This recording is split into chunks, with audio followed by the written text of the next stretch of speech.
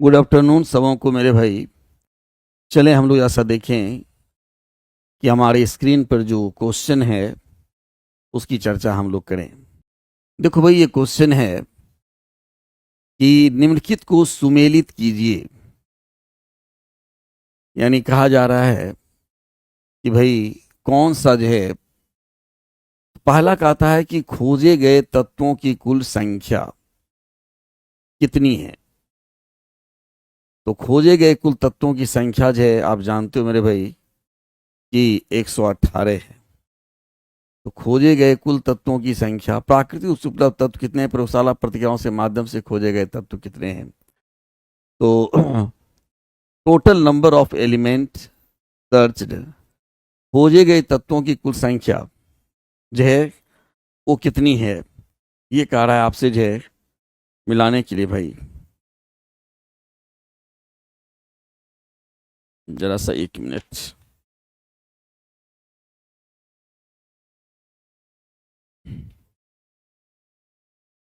एक मिनट भाई, 1 मिनट। चलिए ध्यान दीजिए। कह रहा है कि खोजे गए तत्वों की कुल संख्या कितनी है। तो मैंने कहा भाई कि को टोटल जो तत्व जो खोजा गया है उसकी संख्या कितनी है भाई, 108 है। तो खोजे गए तत्वों की संख्या कितनी है भाई, 108। तो पहले का हमारा आंसर क्या होता है, पहले का हो गया हमारा सी। उसके बाद कहता है कि प्राकृतिक रूप से उपलब्ध तत्व कितने हैं, नेचुरल जो एलिमेंट हैं वो नेचुरली जो है अवेलेबल है, कितने भाई, 94 हैं। तो सेकेंड का हमारा क्या हो रहा है, सेकेंड का हमारा आंसर हो रहा है ए। और प्रयोगशाला की प्रक्रियाओं के माध्यम से खोजे गए तत्व कितने हैं, 24 हैं। यानी तीसरा जो नंबर है उसका हमारा हो रहा है भाई ये बी। तो जैसा यहाँ पर जो चॉइस में देखें भाई कि कौन सा हमारा जो चॉइस सही होगा, तो पहला का सी, पहला का सी इसमें भी है, दूसरा का क्या है, यहाँ बी है, यहाँ ए है, ये वाला आंसर हमारा जो क्या हो जाएगा भाई, आंसर हमारा जो डी नंबर सही होगा। ठीक है मेरे भाई। चलिए आइए आगे बढ़ते हैं क्वेश्चन की तरफ। क्या कहता है, यदि 3 ओम, 2 ओम और 6 ओम के प्रतिरोध समांतर क्रम में जुड़े हुए हैं। कैसा जोड़ा गया भाई, पैरेलल जोड़ा गया है। इस प्रकार से ये जो है इस तरह से जोड़ा गया है भाई, पैरेलल क्रम में जोड़ा गया है, जिसमें कि हमारा जो है 3 ओम है, ज़्यादा ही मोटा हो गया है।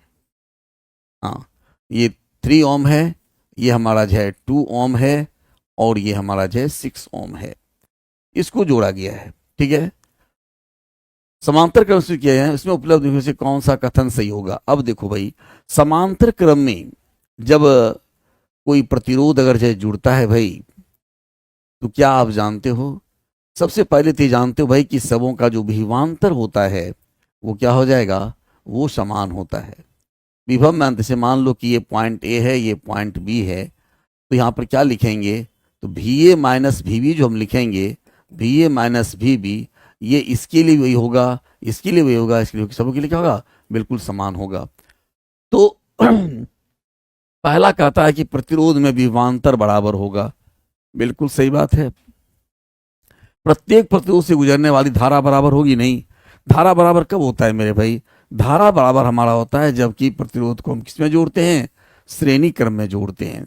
जब श्रेणी क्रम में जोड़ेंगे तो सबों में जो है करंट क्या जाएगा, समान जाएगा। लेकिन यहाँ पर हमको तो समांतर क्रम में जोड़ना है भाई, इसलिए ये तो आंसर आपका बराबर नहीं होगा। 6 ओम के प्रतिरोध से गुजरने वाली धारा अधिकतम होगी, जिसमें प्रतिरोध ज़्यादा होगा उसमें रुकावट ज़्यादा होगा भाई, करंट उतना ज़्यादा कहाँ से जाएगा, प्रतिरोध का मान बढ़ेगा। तो आंसर हमारा क्या हो जाएगा कि प्रतिरोध में विभवांतर जो होगा वो क्या होगा, वो बराबर होता है। याद रखना मेरे भाई, इस नोट को नोट कर लीजिएगा आप कि समांतर क्रम में समांतर समांतर क्रम में जुड़े हुए प्रतिरोधों का प्रतिरोधों का विभवांतर समान होता है। विभवांतर क्या होगा भाई, समान होता है, जबकि श्रेणी क्रम में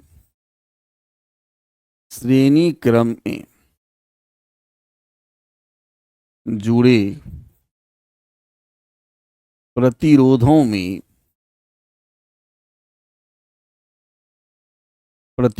में समान धारा प्रवाहित होती है। समान धारा प्रवाहित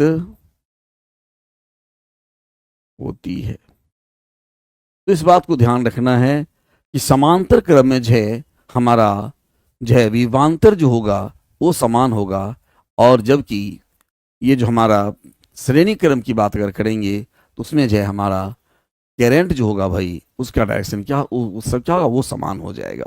ठीक है, तो नेक्स्ट क्वेश्चन देखा जाए भाई क्या कहता है। नेक्स्ट क्वेश्चन कहता है कि जब मैग्नीशियम को हवा की उपस्थिति में जलाया जाता है, भाई मैग्नीशियम है, आप उसको जो है जलाइएगा हवा की उपस्थिति में, तो क्या बन जाएगा भाई, हमारा मैग्नीशियम ऑक्साइड बन जाएगा। ठीक है, तो यहाँ पर जो क्या बन जाएगा, मैग्नीशियम ऑक्साइड बनेगा मेरे भाई। आंसर क्या हो जाएगा हमारा, जो है आंसर हो जाएगा 9 का सी। क्या हो जाएगा भाई, सी नंबर हमारा आंसर होगा। क्लियर है, मैग्नीशियम को जो हवा में जलाइएगा तो क्या बनेगा, मैग्नीशियम ऑक्साइड बनेगा मेरे भाई। चलिए नेक्स्ट क्वेश्चन देखिए क्या कहता है कि दो वस्तुओं के बीच अनिधिमान वक्रों के बारे में कौन सा कथन सत्य नहीं है।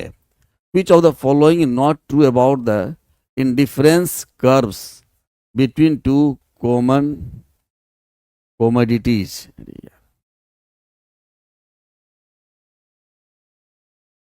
ये तो भाई ये किसका क्वेश्चन है भाई, ये हमारे साइंस का क्वेश्चन तो नहीं लगता है।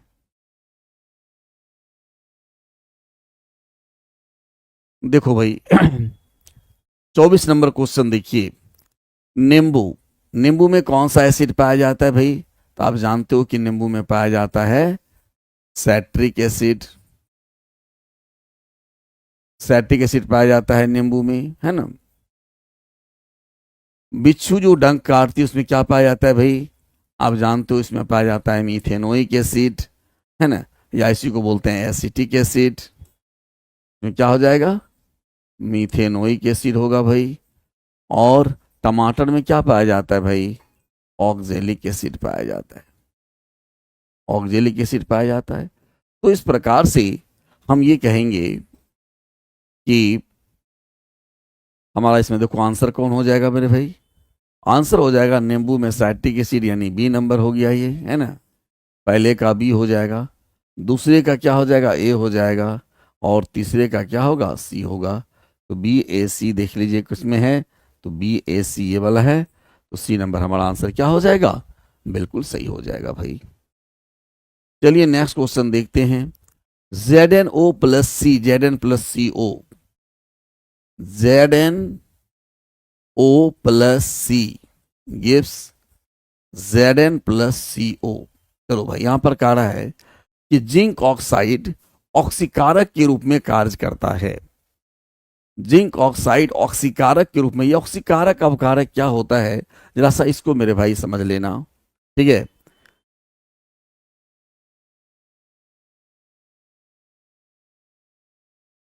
तो भाई जरा सा यहां पर जो ध्यान दीजिएगा, है ना, कि एक क्वेश्चन दिया गया, इसमें हमको पहचानना है ऑक्सीकारक और जो है अवकारक।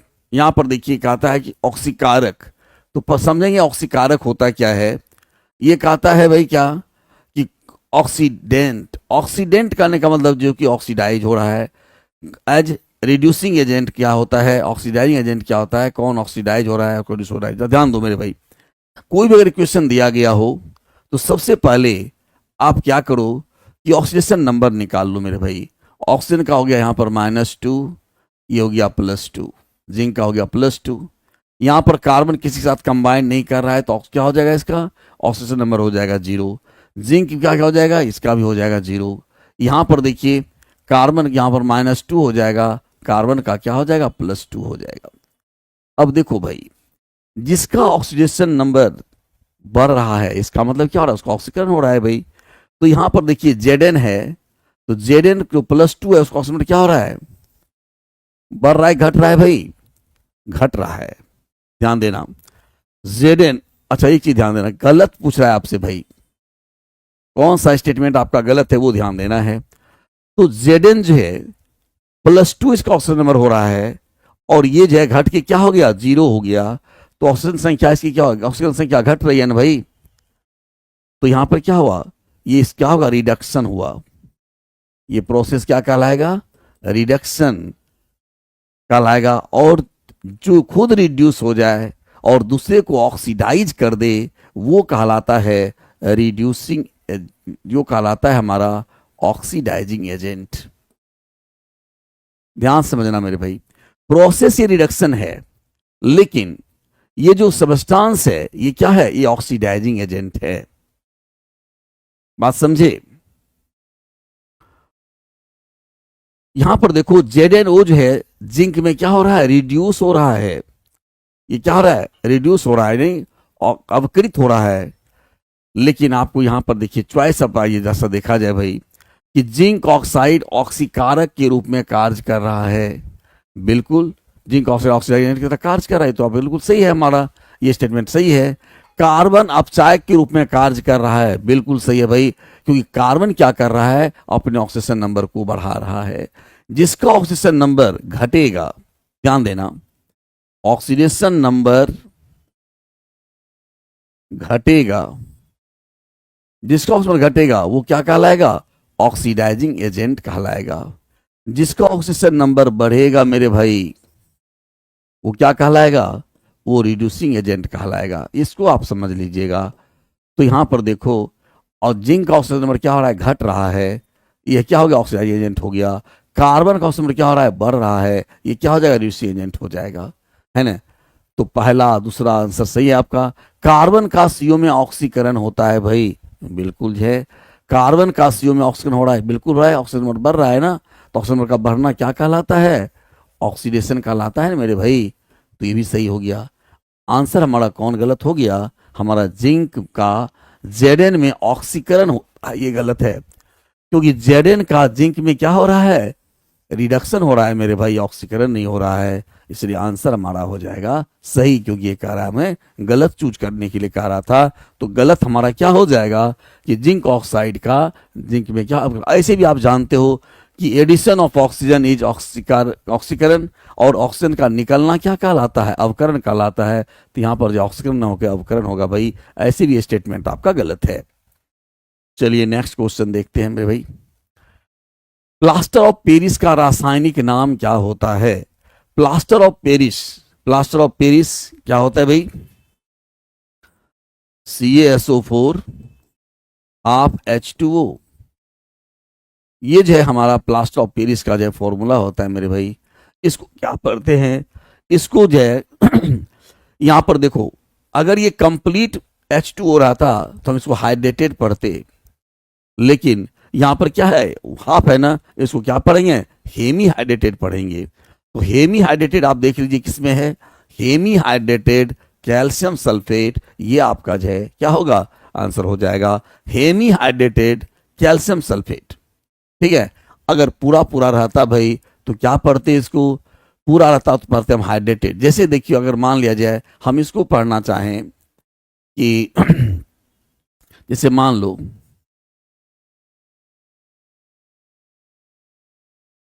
A2SO4 Al2SO4 होल 3 और 24H2O, यहाँ पूरा पूरा है ना, इसको क्या पढ़ेंगे, हाइड्रेटेड पोटासियम एल्युमिनियम सल्फेट, इसको ऐसे पढ़ेंगे। यहां पर जो चूंकि सेमी है, इसलिए हम यहां पर क्या पढ़ेंगे, हेमी जो है हाइड्रेटेड जो है कैल्शियम सल्फेट, इसको पढ़ेंगे भाई। तो प्लास्टर ऑफ पेरिस का रासायनिक नाम क्या हो गया, कैल्शियम सल्फेट हेमी हाइड्रेट। ठीक है मेरे भाई।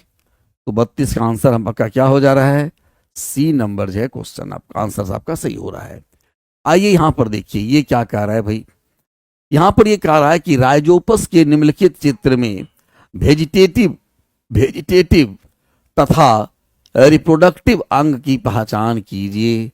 इसमें देखो भाई वेजिटेटिव अंग कौन सा है और रिप्रोडक्टिव अंग जो है यहाँ पर जो है हमारा कौन सा है। तो यहाँ पर जो है मेरे भाई ध्यान दीजिएगा कि हमारा जो है रिप्रोडक्टिव ऑर्गेन, यहाँ देखो इसमें जो पोर्स पाए जा रहे हैं भाई, ये स्पोर है, ये क्या हो गया यहाँ पर, इसका स्पोर है, और ये हमारा क्या हो जाएगा, ये रिप्रोडक्टिव ऑर्गेन हो जाएगा। ये कैसा ऑर्गेन हो जाएगा, ये हो जाएगा हमारा रिप्रोडक्टिव ऑर्गेन हो जाएगा।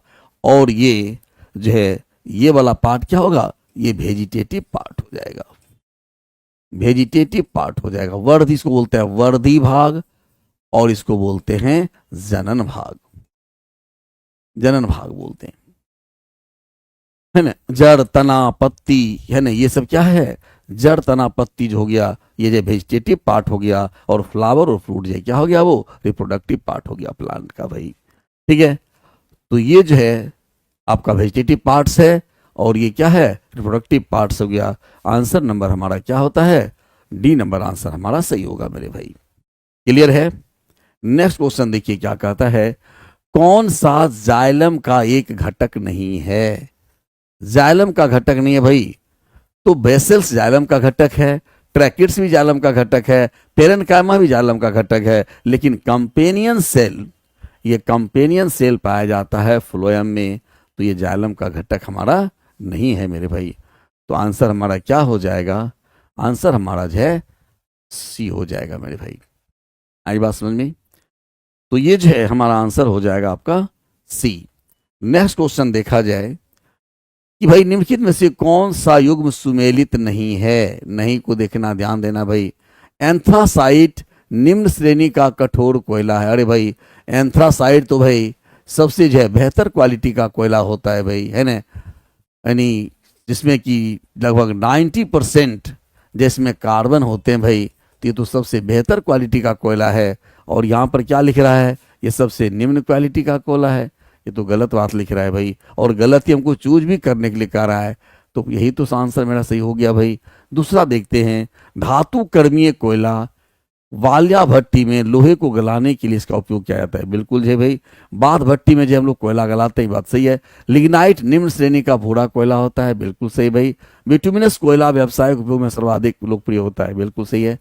आपका जो आंसर जो है क्या हो जाएगा, पहला नंबर आंसर हमारा सही हो जाएगा। अब यहां पर देखो क्या कहता है कि माध्यम 1, 2 और 3 के अपवर्तनांक क्रमशः ये 1.31, 1.38, 1.44 दिए गए हैं।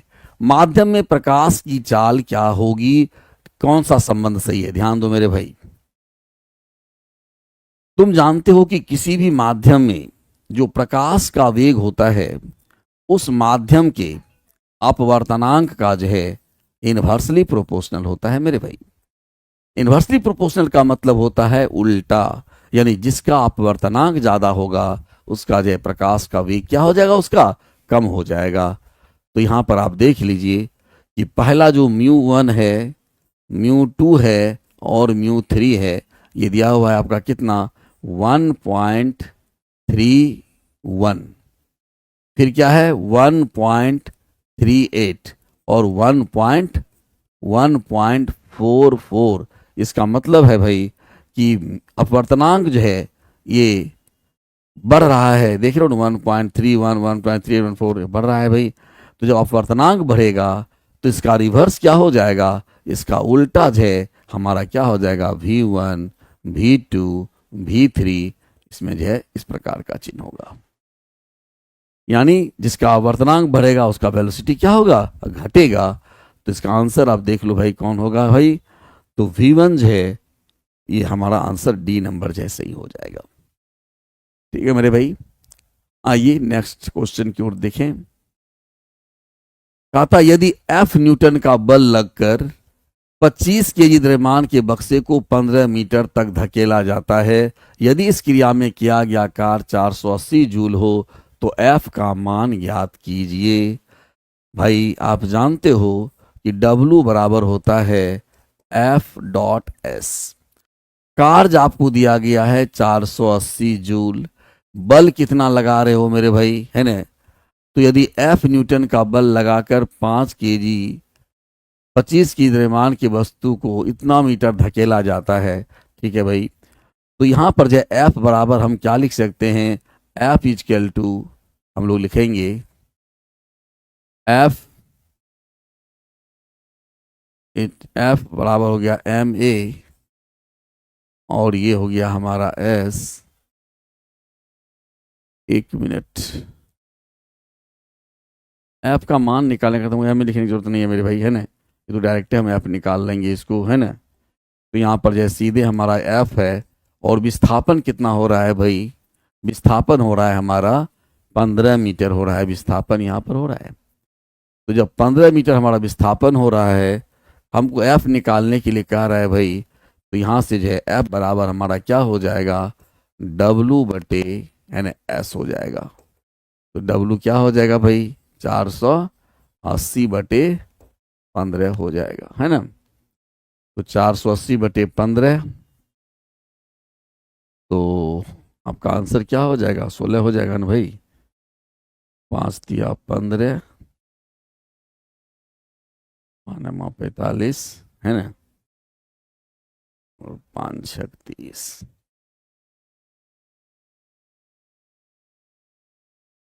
आंसर क्या हो जाएगा भाई, 32 हो जाएगा। तो 32 न्यूटन का बल हम लगाएंगे इस पर, है ना। आंसर क्या हो जाएगा, 32 होगा मेरे भाई।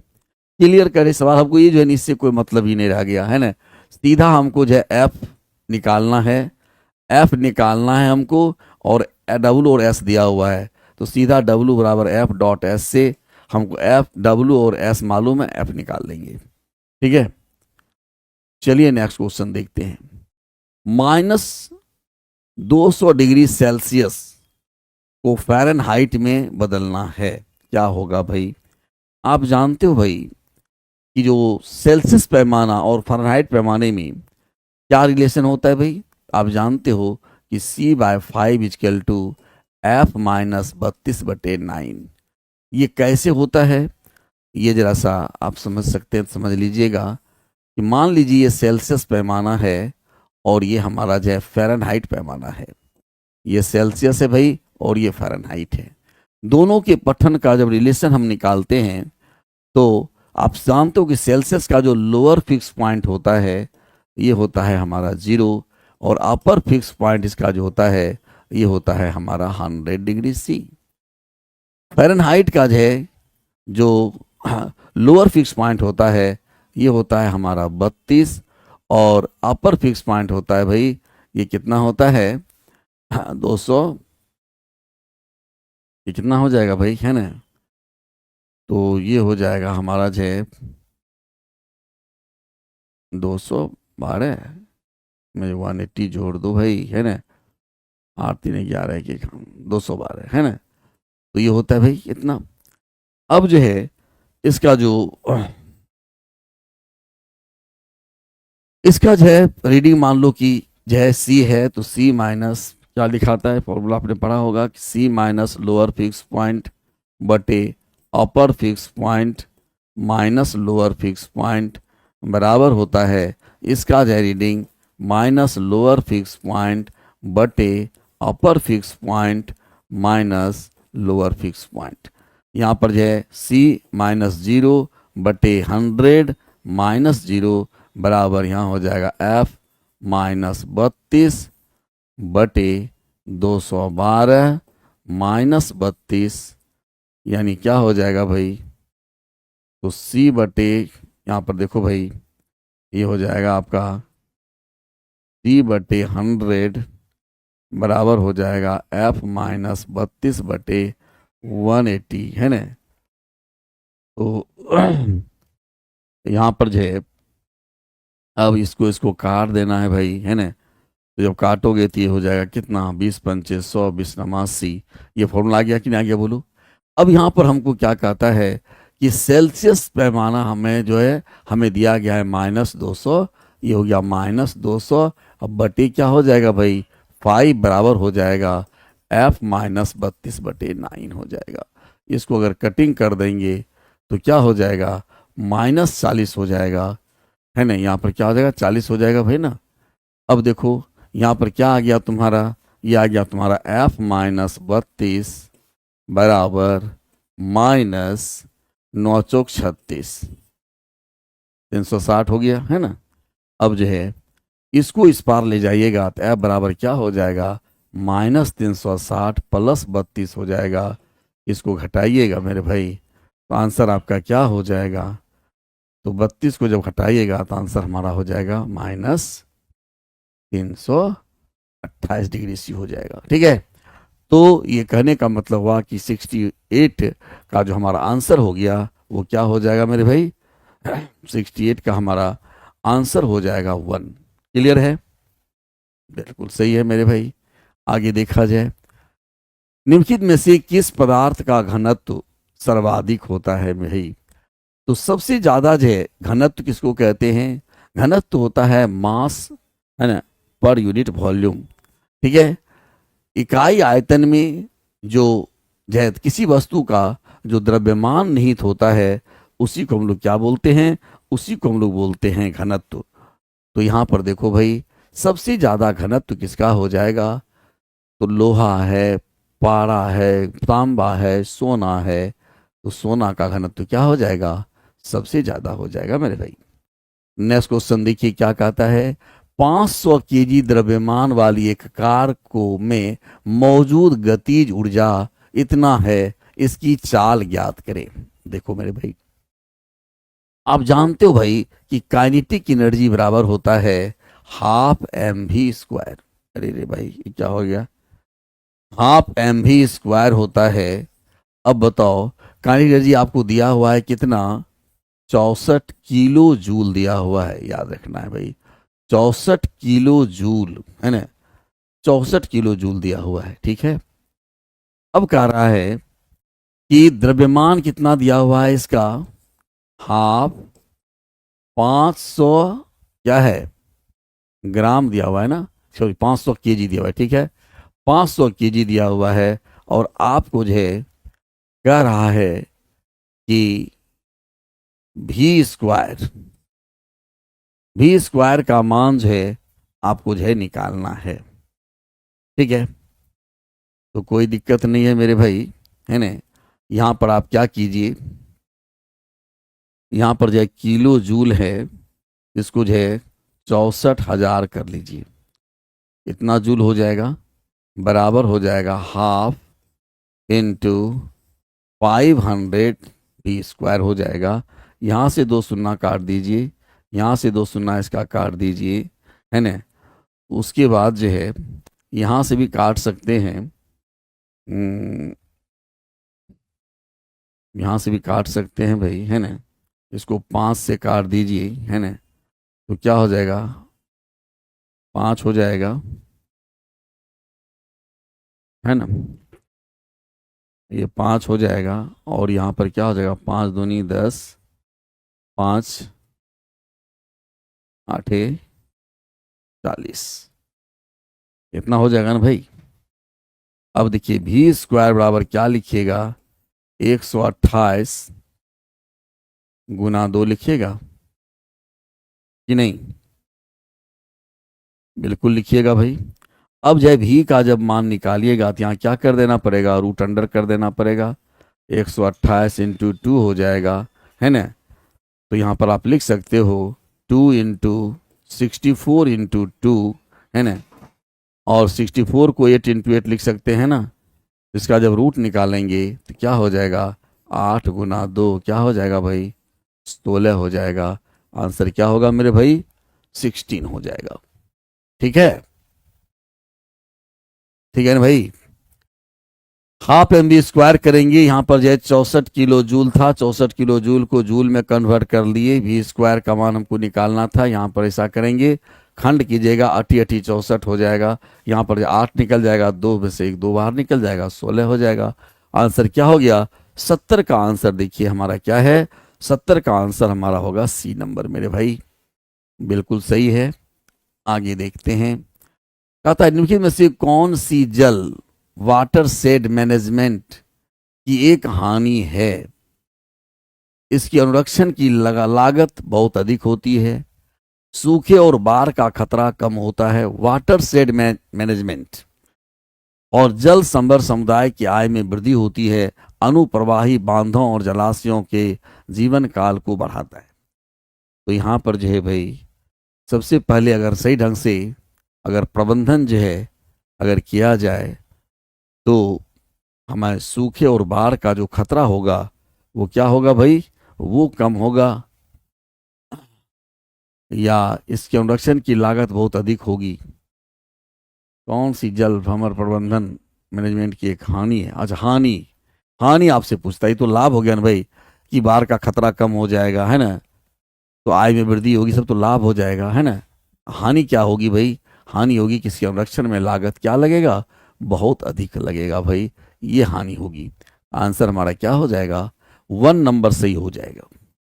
नेक्स्ट क्वेश्चन देखो क्या कहता है, निम्नलिखित चित्र में से उत्तक की 4 की एक को दिखाया गया है, कौन सा नामांकन छिद्रित दीवारों वाले उस भाग को दर्शाता है जो परिवहन में सहायक होता है।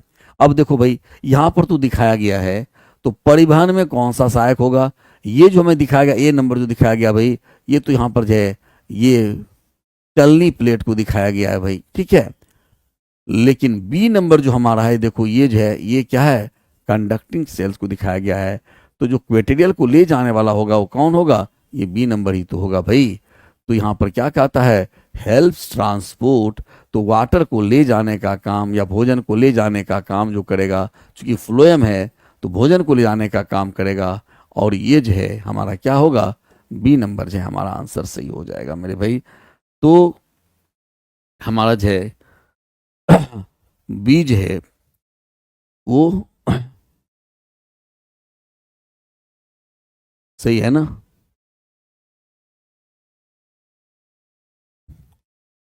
विच हमारा जो है पोर्स क्या कहता है कि following figure show the following tissues, ठीक है, which nomenclature represent the parts having porous wall which helps in transport, है ना। तो कौन जो है पोरस वाल को जो है रिप्रेजेंट कर रहा है जो कि ट्रांसपोर्ट में सहायक होगा। तो हमारा जो है ये बी नंबर जो है हमारा आंसर जो है क्या हो रहा है भाई, वो सही हो रहा है। तो बी किस में दिया हुआ है, ए में, तो आंसर क्या हो जाएगा हमारा, ए होगा। ये भी ट्रांसपोर्ट करा रहा है भाई, तो बी किस में दिया हुआ है, ए में, तो आंसर हमारा क्या हो जाएगा, ए हो जाएगा। मनुष्य के श्वसन तंत्र में वायु की मात्रा कम होने पर निम्न में से किसकी उपस्थिति श्वसन तंत्र में वायु मार्ग को निपतित नहीं होने देती है। जरा सा देखो भाई, शुद्ध हिंदी में लिखा हुआ है, जरा सा इसका हम लोग इंग्लिश में देखें। When the amount of air in respiratory system of a human being decrease, कहने का मतलब होता है कि जब श्वसन की क्रिया के दौरान जो है जब एयर की मात्रा जब कम होती है भाई, the presence of which of the following does not allow the airways to the respiratory system to collapse. तो कहता है कि हमारा जो आहार नाल होता है उसको कौन कोलैप्स होने नहीं देता है भाई। तो आप जानते हो कि हमारा जो ट्रैकिया है उसमें जो है सी शेप जो है कार्टिलेज जो है वो पाया जाता है भाई, है ना। वो जो ट्रैकिया में सी शेप कार्टिलेज पाया जाता है, और वही सी शेप कार्टिलेज जो है हमारे जो ये जो ट्रैकिया जो वाल है, जो श्वसन का जो वाल है, उसको जो है चिपकने नहीं देता है, पिचकने नहीं देता है मेरे भाई। तो यहाँ पर क्या होगा, कार्टिलेजिनस रिंग होगा, जो कि है ना, जैसे देखो यहाँ पर आपने पढ़ा होगा कि जैसे मान लो ये श्वसन तंत्र है भाई, है ना, इस प्रकार से ऐसा जो है ये है, ये हो गया। और आपने पढ़ा होगा इसमें जो क्या होता है, इस प्रकार से जो है कार्टिलेजिनस जो है यहाँ पर क्या पाए जाते हैं, ये रिंग पाए जाते हैं, ये कार्टिलेजिनस रिंग है ना, इस प्रकार से रहता है, ये ऐसा कार्टिलेजिनस रिंग होगा, है ना। तो ये रिंग जो होता है बल है, यही जो है इसको पिचकने नहीं देता है मेरे भाई, ठीक है। तो आंसर क्या हो जाएगा, कार्टिलेजिनस रिंग जो है ये इसका आंसर हो जाएगा।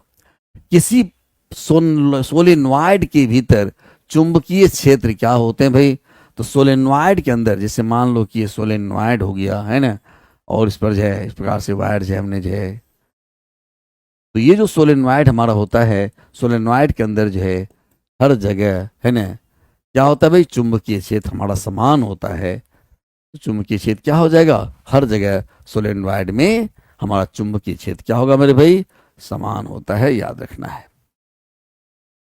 डोबेनाइनर ने 3 तत्वों को एक त्रिक में व्यवस्थित किया था, है ना, ठीक है भाई। तो डोबेनाइनर ने 3 तत्वों को एक त्रिक में व्यवस्थित किया था, उनके परमाणु क्रमांकों के बढ़ते क्रम में, उनके परमाणु द्रव्यमानों के घटते क्रम में, उनके परमाणु क्रमांकों के घटते क्रम में, उनके परमाणु द्रव्यमानों को बढ़ते क्रम में। तो भाई उन्होंने जो है एटॉमिक मास के बढ़ते क्रम में उन्होंने जो है तत्वों को सजाने का काम किया था, और जो मिडिल तत्व होता था वो लास्ट जो साइड वाले तत्व के एवरेज मास के एवरेज के क्या होता था, इक्वल होता था मेरे भाई, है ना। इसी को तो त्रिक नियम कहा गया था भाई। तो आपका आंसर क्या हो जाएगा, आंसर आपका डी नंबर सही हो जाएगा। निम्नलिखित में से कौन मोनेरा समूह से संबंधित नहीं है। अब बताओ भाई, मोनेरा समूह से कौन से हैं, बैक्टीरिया हो गया, साइनोबैक्टीरिया, माइकोप्लाज्मा हो गया, ये तीनों तो जो है मोनेरा के ग्रुप से संबंधित है मेरे भाई, लेकिन डायटम्स जो है ये मोनेरा के ग्रुप से जो है संबंधित नहीं है। नेक्स्ट क्वेश्चन कहता है किसी सोलेनॉइड के भीतर, ये फिर वही क्वेश्चन रिपीट हो रहा है क्या भाई, सभी जगह समान होता है, ये तो वही अभी तो बताएं आपको, है ना। फिर वही क्वेश्चन आ गया, ये क्या बात है भाई, एक ही क्वेश्चन का बार बार रिपीटेशन हो गया है क्या भाई, तुरंत मैंने बताया भाई करता है। अच्छा, सिगरेट पीना स्वास्थ्य के लिए हानिकारक क्यों है, ध्यान दो मेरे भाई। सिगरेट जो है स्वास्थ्य के लिए हानिकारक क्यों होता है, क्योंकि यह फेफड़ा में है ना ओडेमा का कारण बनता है, क्योंकि यह छाती की मांसपेशियों को कमजोर करता है, आरबीसी में ऑक्सीजन वहन की क्षमता को कम करता है ना। यह ऊपरी श्वसन पथ में मौजूद पक्षाघ को नुकसान पहुंचाता है। ध्यान देना मेरे भाई, जब हम लोग श्वसन की क्रिया करते हैं तो जो हमारे जो है रेस्पिरेटरी ट्रैक्ट होते हैं उसमें अंदर पाया जाता है सीलिया, और वो सीलिया क्या करता है ना, जो है हमारे रेस्पिरेटरी ट्रैक्ट को जो है क्लीन करने का काम करता है भाई, है ना। और ये सीलिया को जो है सिगरेट का जो धुआं होता है वो हमारे सीलिया को जो है डैमेज करने का काम करता है, डैमेज द सीलिया, है ना, रेस्पिरेटरी ट्रैक्ट, और इसी के कारण जो है हमें हानि पहुंचती है भाई। तो आंसर हमारा क्या हो जाएगा, हमारा आंसर जो है होगा डी नंबर, जो कि सीलिया को डैमेज करने का काम करता है। नेक्स्ट क्वेश्चन कहता है कि जीवों का इनमें से कौन सा समूह मृत तथा क्षयकारी जीवों के विघटन में शामिल होता है। देखो भाई क्या कहता है, जो डेड एंड डिकेइंग सब्सटेंस को जो है वो बिल्कुल ब्रेक डाउन करने का काम करता है, उसे कहते हैं अपघटक, है ना, जो कि हमारे प्रोड्यूसर और कंज्यूमर दोनों को नष्ट करने का काम करता है, तोड़ने का काम करता है। वो क्या कहलाता है मेरे भाई, वो कहलाता है हमारा डिकम्पोजर। थैंक यू मेरे भाई। आज जो क्वेश्चन, आज का जो सेट का जो क्वेश्चन था, है ना, वो क्वेश्चन हम लोगों ने डिस्कशन किया, है ना। और मिलते हैं नेक्स्ट जो है सेशन में, तब तक के लिए, है ना, सबों को जो है गुड बाय, ओके, धन्यवाद। चलो फिर से देख लो, फिर से एक बार देखना पड़ेगा कि नंदन के पास कुछ कंचे हैं, तो कुछ कंचे की संख्या आप x मान लो।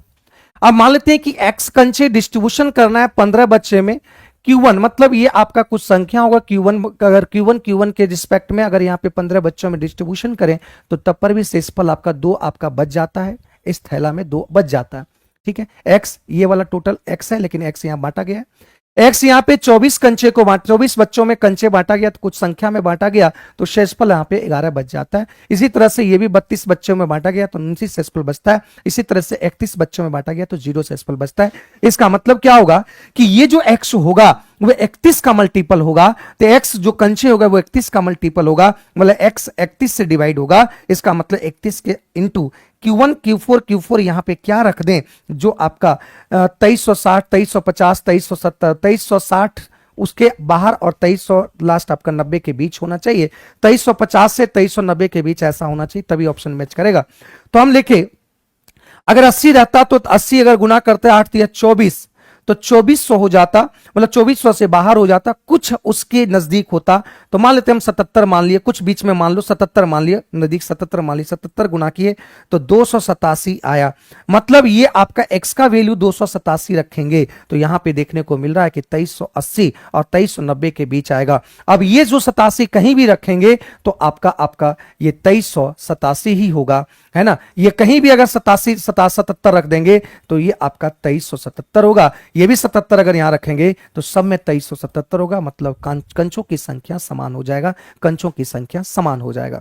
ठीक है, कंचों की संख्या समान हो जाएगा। बेहतरीन सवाल था, थोड़ा सा ये था। ठीक है, 25, 31, 41 विद्यार्थियों की 3 बैचों का औसत अंक क्रमशः इतना इतना दिया हुआ है। देखो 25, 31 और 41, इसके कंचों की संख्या 20, इसके 26 और इसके आपका जो है वो आपका 56 है। एक मिनट,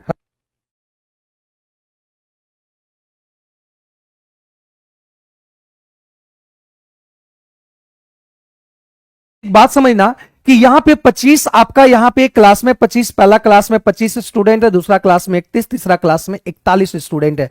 तो यहां पे अगर योगफल की बात करें कि टोटल योग कितना होगा तो 25 दूनी आपका 50, 500, 6 का 6, 6 तिया 18, 2 का 20 आपका हो जाएगा 0 और 3 दूनी 5, 5 और 2 ये 7 हो जाएगा। 6 का 6, 5 का 5, 6 चौक 24 और 5 29, 9 हो गया। और यहां से 5 चौक 20 और ये आपका 2296 हो गया।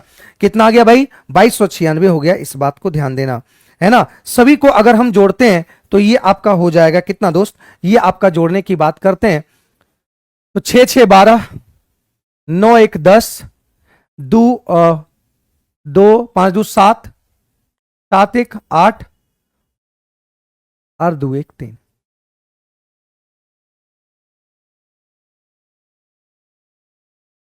ठीक है, 1 मिनट से ये 8 हो जाएगा। 8 2 10, 6 6 यहाँ पे 12, 9 9 2 9 और 6 6 12, 9 1 10 ये आ जाएगा। और यहाँ से 8 2 10 और 10 5 15, 15 1 ये आ जाएगा। और ये आ गया इतना। एवरेज निकालना है टोटल का, तो टोटल हो जाएगा 1 1 2 1 7 हो जाएगा, 4 3 7 2 9 हो जाएगा। तो यहाँ पे 97 से डिवाइड करना पड़ेगा, 97 से डिवाइड करना पड़ेगा। तो 97 से जब डिवाइड करेंगे तो क्या आंसर आएगा, इस बात को देखना है। 97 से जब डिवाइड करेंगे तो क्या आंसर आएगा।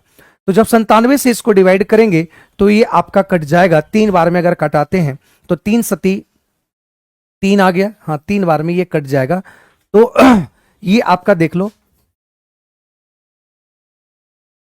ऑप्शन नंबर सी हो जाएगा। कैलकुलेटिव सवाल है, ऑप्शन नंबर सी। ठीक है, ऑप्शन नंबर सी हो जाएगा, इस बात को ध्यान देना। ठीक है, अगले सवाल की बात करते हैं। अगले सवाल, ये काम आपका है, कैलकुलेशन करना आपका काम है। देखो यहां पे बोला कि 8x स्क्वायर और 22x और माइनस 21 इक्वल टू 0। ये कह रहा है कि इसका रूट आपका अल्फा और बीटा है, मतलब इसका रूट अल्फा और बीटा है। और कह रहा है कि बीटा जो है वो बड़ा है किससे? अल्फा से। तो यहां से एक बात समझो मेरे दोस्त, यहां से समझो कि इसको ऐसे ब्रेक करना है कि जोड़ने घटाने पर इतना और गुना करने पर आपका इतना आना चाहिए, 168 आना चाहिए।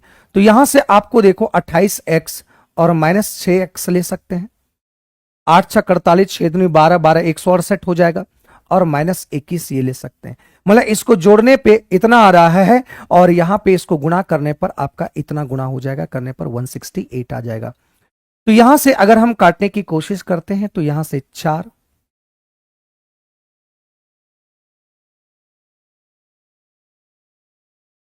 और यहां से आपका अगर ले लें 3x और ये आपका आ गया,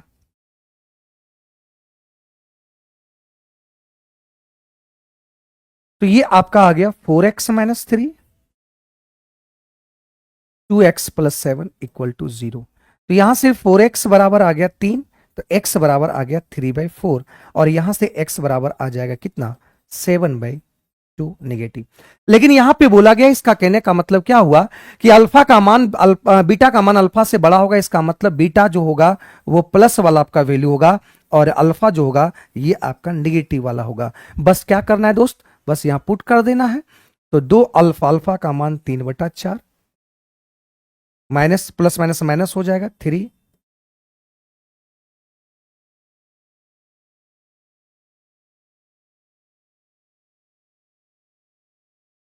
तो यहां से आपका हो जाएगा कितना,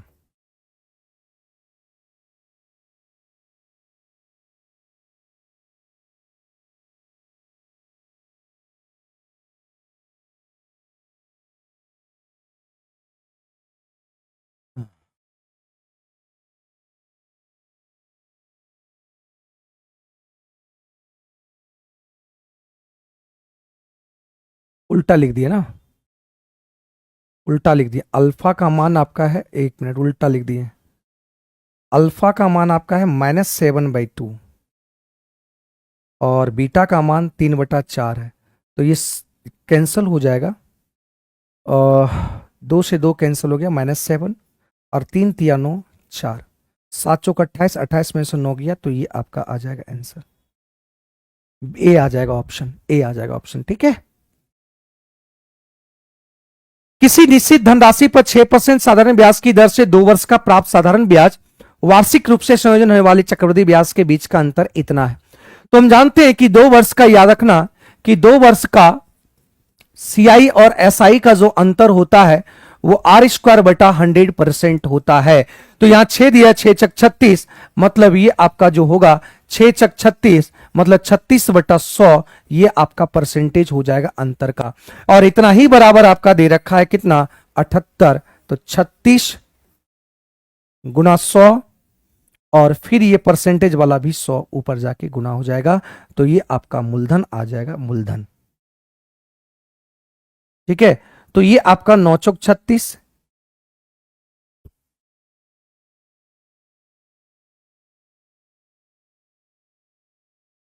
दो से काट दो, 18 दूनी, और ये कट जाएगा आपका 39। तो यहां से आपका आ गया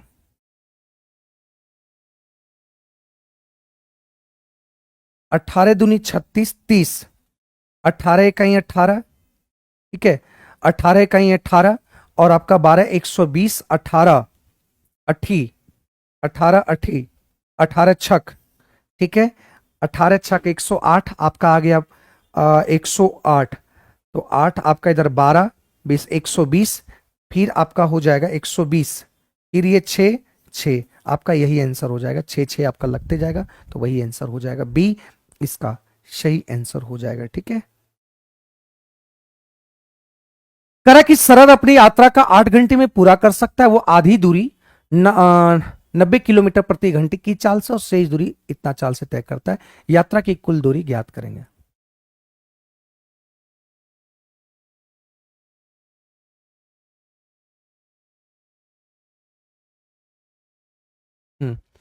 चलो देखो यहां से, मतलब कह रहा है कि एक सरद जो है ये पूरे को 8 घंटा में ये दूरी तय करता है। कह रहा है इसमें से कुछ दूरी, इसमें से कुछ दूरी 9 किलोमीटर प्रति घंटे की रफ्तार से चलता है और इसमें से शेष दूरी 30 किलोमीटर प्रति घंटे की रफ्तार से चलता है। बात समझे? तो यहां से एक बात समझने की कोशिश करो कि हम जानते हैं यहां समान दूरी तो नहीं है, आधी दूरी है ना, ठीक है, आधी दूरी है, शेष दूरी आधी दूरी है, तो मतलब ये डी और ये भी डी। तो यहां पे एक बात समझो, D/90, D/30 और ये आपका 8 लगता है। तो यहां से आपका कैलकुलेशन आ जाएगा 90, तो D, तो 4D, D बराबर हो गया 9 दूनी 18, 180, 180, इसका मान 180 और इसका भी मान 180, तो ये आ जाएगा आपका टोटल दूरी आ जाएगा 2D 360। ऑप्शन नंबर सी आ गया, ऑप्शन नंबर सी। बहुत आसान था, बहुत आसान था, बहुत आसान तरीके से हम सॉल्व करने की कोशिश की है। या आप ऐसे निकाल सकते हैं कि दूरी समान तय किया गया है, तो स्पीड का रेशियो आपका 9 यहां पे और ये 30 है, तो इसका टाइमिंग जो रेशियो होगा वो पलट जाएगा, तो ये आपका 1:3 हो जाएगा।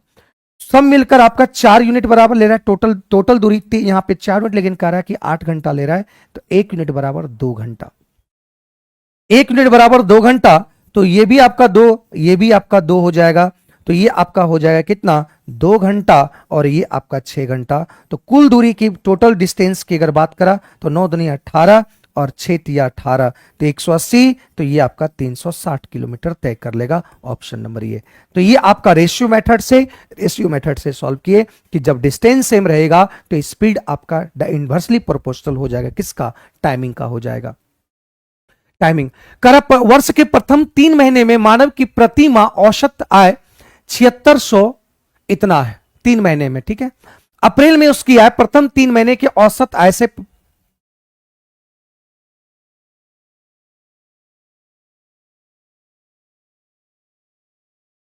ठीक है,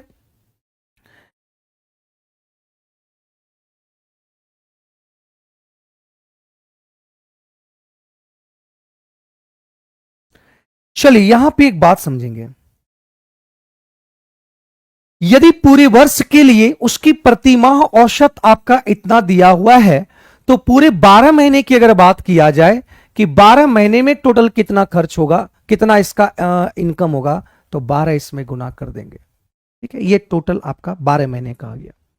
इसमें से बोला कि वर्ष के प्रथम 3 महीने का मानव प्रति औसत ये इतना है, तो 3 महीने का इसमें से निकालना पड़ेगा, तो 3 महीने का यहां से क्या करेंगे, तो 12 महीने में से 3 महीना घटा देंगे,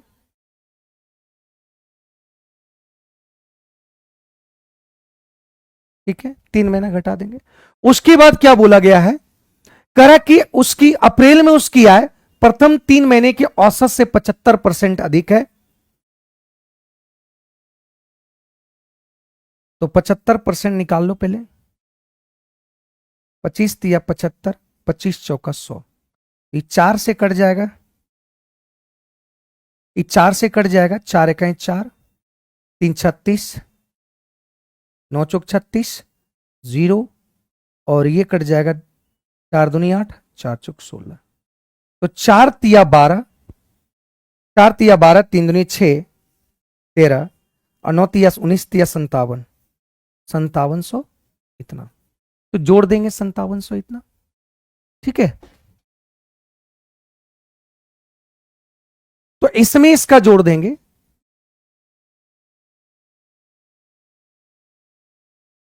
छह 2 8, 9 3 12 1 13, 2 7 6 13, 7 5 12 1 13, मतलब ये आपका अप्रैल महीना में इतना आएगा, क्योंकि इसका बोला है 25%, ये अप्रैल महीना में आपका इतना हुआ, कह रहा है इसका जो 75% अधिक है, 75% अधिक है, ये बोल रखा है यहां पे, क्लियर हो पाया। तो यहां पे आपका देखो, ये 12 वर्ष में 3 महीना और 1 महीना को खत्म कर दिए, तो बचा कितना, अब 8 महीना का बचा, तो 8 महीना बचा, ठीक है। 8 ही महीना का औसत निकालना है, 8 ही महीने का औसत निकालना है भाई, 8 ही महीने का औसत निकालना है, तो यहां से गुणा कर दो सबको, फिर से एक बार गुणा करो, तो 12 0, 12 छक 72, 2, तो 12 छक 72 का 2, 12 छक 72, 72 और 7, 72 और यहाँ पे 7, ये आपका 9 हो गया, ठीक है सर। 12 चौक 48, 48 और 7, तो 48 और 7 हो जाएगा 5 55, ठीक है। और 12 नमा 108, 12 नमा 108 और 5 8 5, ये तो ठीक है। ये आपका 12 महीने में टोटल इनकम इतना हुआ, और यहां पे 3 महीने से अगर गुणा करेंगे, 3 महीने में इतना गुणा करेंगे, तो 6 तिया 18, 9 तिया 27, 27 1 28, और 6 तिया 18 8, और 7 तिया 21, ये 22 हो गया, ठीक है।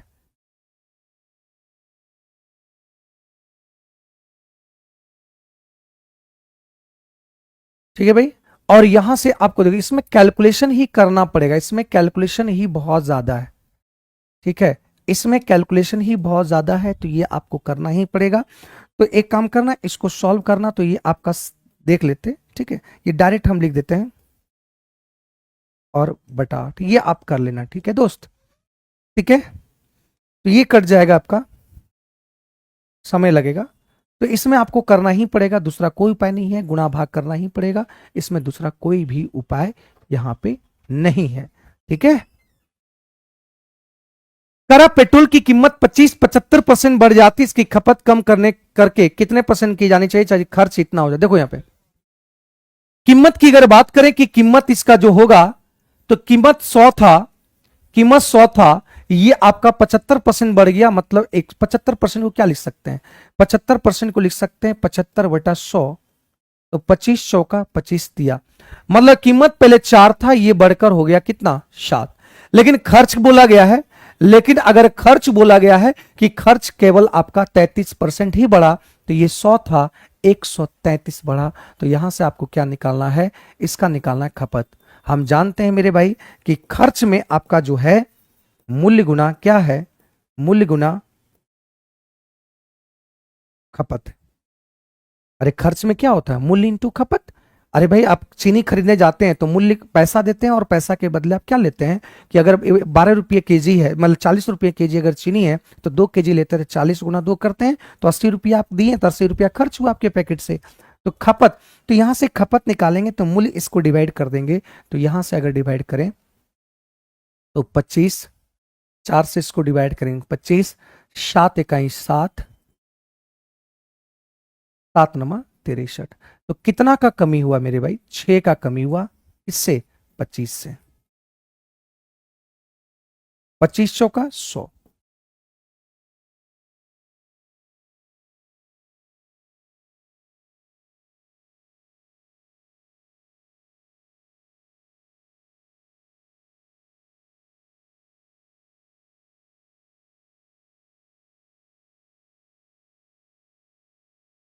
इतना ही तो आ रहा है।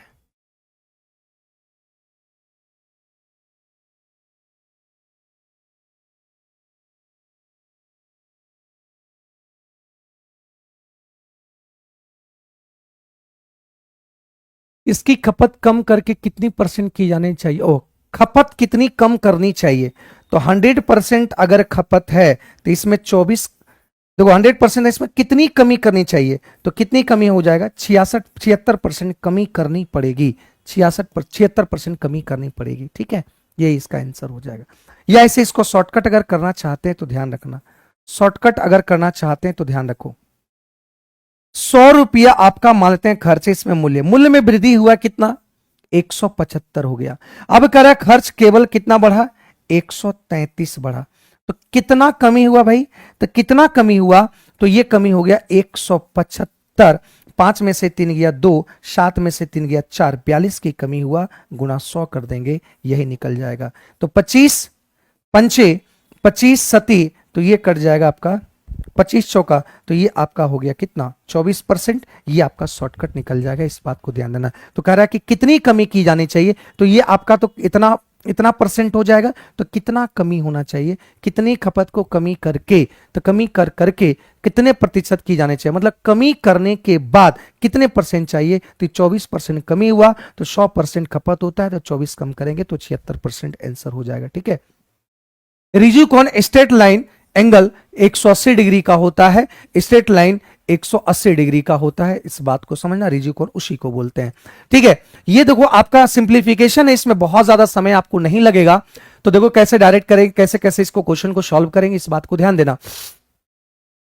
देखो ये 89 है, 336, 301, सबसे पहला काम करो, ये छोटी ब्रैकेट का काम करो, तो भागा का काम करेंगे 1/3, 7/6, तो ये आ जाएगा 50, एलसीएम आ जाएगा 6, 3 दूनी तो 50 दूनी 100, तो 107/6, 107/6 हो जाएगा, ये पूरा का मान हो जाएगा 107/6, ठीक है। और ये 68 माइनस प्लस 67, ठीक है, तो ये आपका हो जाएगा 8 7 15 और 6 6 12 1 13, इसको सॉल्व करेंगे तो यहां पे आ जाएगा 6 पंचे 30, 6 तिया 18, 18 और ये 21 हो जाएगा, 6 का 6, 6 दू आपका हो जाएगा 8। तो ये आपका 3 हो जाएगा, ये 3 हो जाएगा, यहां से आपका 700 3/6।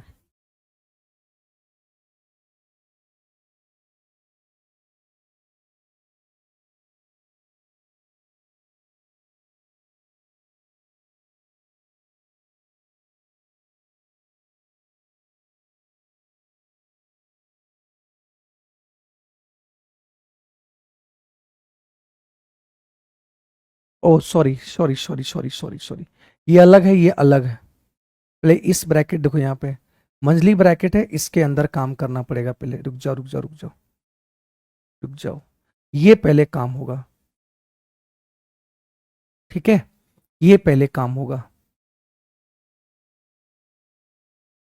ये पहले काम होगा। तो यहां से एक बात समझो,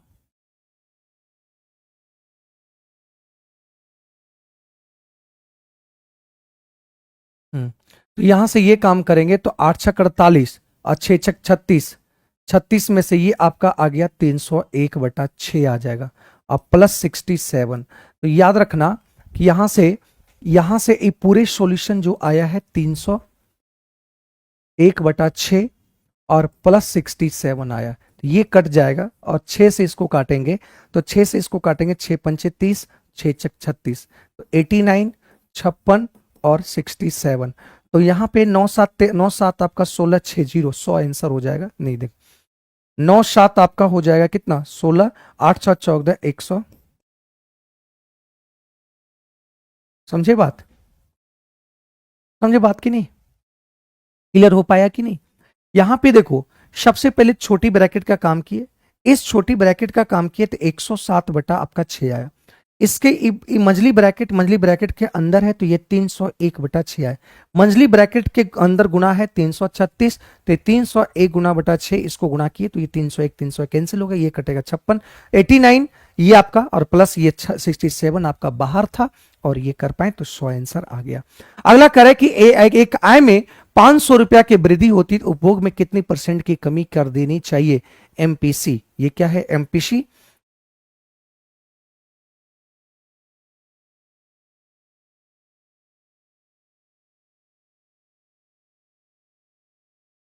ये लगता है कि ये मैथ्स का तो क्वेश्चंस नहीं लग रहा है।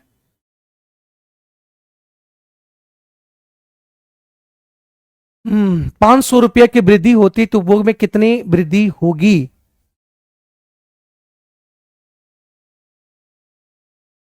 Market price, MPC market price, तो 500 रुपये की वृद्धि होगी, 0.5 गुना कर दो तो 250। ऑप्शन नंबर ए हो जाएगा, ऑप्शन नंबर ए, ठीक है।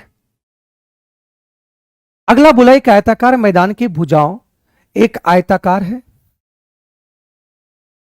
इसका कह कि इतना है और ये इतना है, कह रहा इसके क्षेत्रफल एक वृत्ताकार मैदान के क्षेत्रफल के बराबर है।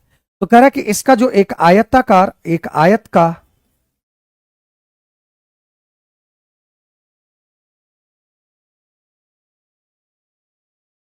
मैदान का जो क्षेत्रफल है,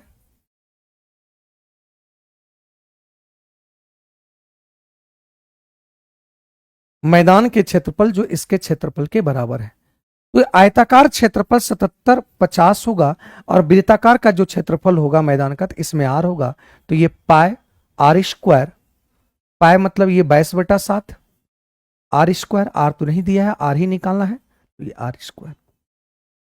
तो यहां से अगर हम कट करने की बात करें तो देखो यहां से 11 दूनी 11 सती ये कट हो जाएगा और ये कट हो जाएगा 25, तो यहां से आर स्क्वायर हो जाएगा 7 सती 49 और 25, तो आर बराबर कितना होगा 7 गुना 5 मतलब 7 5 35।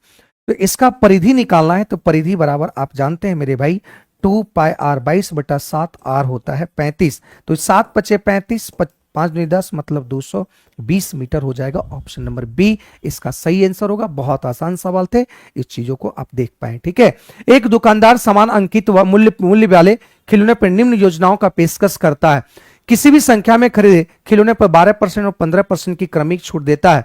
तो पूछा गया है, एक महिला ग्राहक 10 खिलौने खरीदना चाहती है, तो उपयुक्त में से कौन सी योजना उसके लिए सर्वाधिक लाभदायक होगा, मतलब इस ग्राहक के मतलब हमेशा लाभदायक होगा। तो एक बात समझो कि यहां पे छूट लाभदायक कहने का मतलब इसके ग्राहक के लाभदायक तभी होगा जब वो छूट ग्राहक के लिए तभी लाभदायक होगा जब जिसमें आपको अधिकतम छूट मिलेगा, जिसमें आपको क्या मिलेगा, अधिकतम छूट मिलेगा। जैसे हम किसी दुकान में गए और हमको लाभ ज्यादा से ज्यादा होना चाहिए, तो क्या मिलेगा, हमको छूट मैक्सिमम से मैक्सिमम मिले तभी हमको लाभ मिलेगा। तो देखो यहां से ए बी फॉर्मूला से 12 + 15 आई छूट एंड माइनस 12 × 15, तो ये 12 15 ये 27 हो गया। अब 12 × 15 आपका हो जाएगा 180, 180 तो ये 1.8 आ जाएगा। 180 को 100 से डिवाइड करेंगे तो 1.8 हो जाएगा। तो 1.8 इससे अगर घटेगा तो यहां पे आ जाएगा 2 और यहां पे आ गया 2, तो यहां से आपका बच जाएगा 6 में से 1 5, मतलब ये आपका आ गया कितना, इतना % का छूट मिला है पहले वाले में से। दूसरे वाले में से देखो 15%, 10% और 2% का क्रमिक छूट मिलता है। 15% + 10% माइनस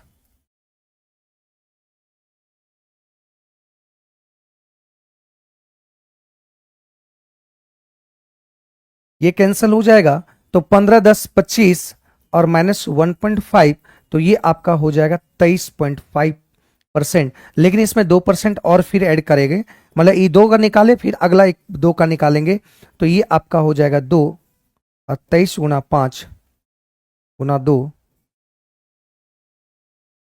मतलब 3 को दिया था, 2 को निकाले पहले और तीसरा को फिर जो निकला है उसके साथ फिर तीसरा आपका जोड़ दें। तो यहां से आ गया आपका 25.5, 5 दूनी 10, 5 दूनी 10, 3 दूनी 6, 6 1 7, 2 दूनी 4, 4.7।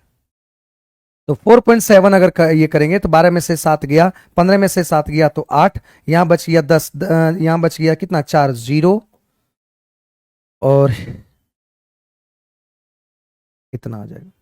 ठीक है, ये आ जाएगा। ठीक है, 20.8। 3 खिलौना पहले 3 खिलौने पर 4% का डिस्काउंट छूट दिया और उसके बाद प्रत्येक खिलौना पर 15% का छूट दिया। तो यहां भी देखो आपको निकालना पड़ेगा छूट।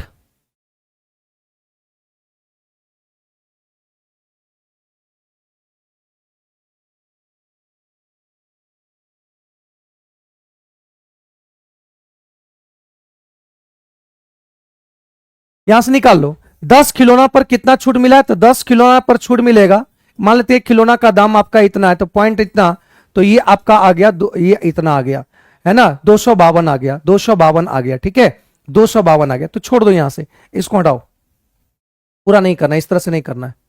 यहां से देखो आराम से दूसरा नंबर का अगर निकालते हैं, मतलब 10 वस्तु का दाम इतना है, तो 15% का छूट दिया, मतलब इसको 85 पर बेच दिया, और इसको 10% छूट दिया, इसको 90 पर बेच दिया, और इसको 2% मतलब 98 पर बेच दिया। तो यहां से देखो ये कट गया 0, ये कट गया,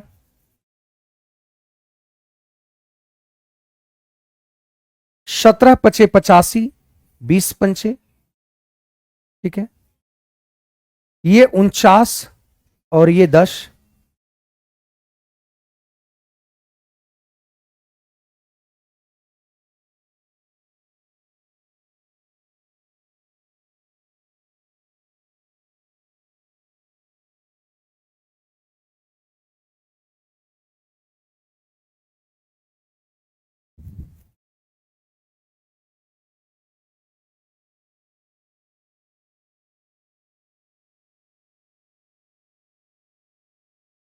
एक मिनट, यहां पे छूट निकालना था आपको ना, मिस्टेक हो गया, छूट निकालना था, रुक जाओ। 15 + 10 और माइनस 15 × 10, ये आपका निकल जाएगा, ये निकल जाएगा, आपको देख लेना 23.5%। फिर इसको 23.5% को प्लस 2, 23.5 इंटू 2/100 फिर निकलेगा, क्योंकि इसमें 3 क्रमिक छूट है, तो 3 क्रमिक छूट है, तो ये आपका हो जाएगा 25.3%। ठीक है, तो ये आपका मान लेते हैं, इसका आपको दिया गया है 10 का, तो 10 में से 25 गुना,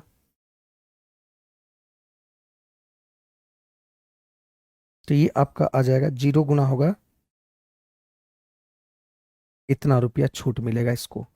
अब कह रहा है कि 3 खिलौने पर 40% का छूट और शेष पर आपको छूट मिल रहा है। तो देखो 3 खिलौने पर 40% का छूट, तो 3 खिलौना गुना 40 अब प्लस शेष आपका 10 खिलौना है, तो 3 खिलौना तो बचा 7, 7 खिलौने पर 15% का छूट। तो ये आपका हो गया कितना, 4 तिया 12 120 और 15 सती 105, तो ये आपका आ गया 5 2 और ये 225 का छूट मिला इसमें। अब देखो 10 खिलौने पर 2 खिलौना मुफ्त देता है, तो टोटल आपका एमआरपी हो गया कितना 12 और 2 खिलौना मुफ्त देता है, तो ये आपका 6, तो ये आपका हो गया कितना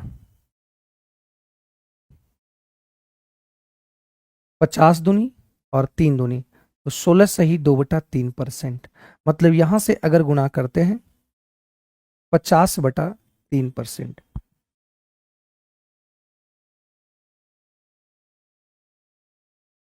या एक छोटी मिल रहा है ना, चलो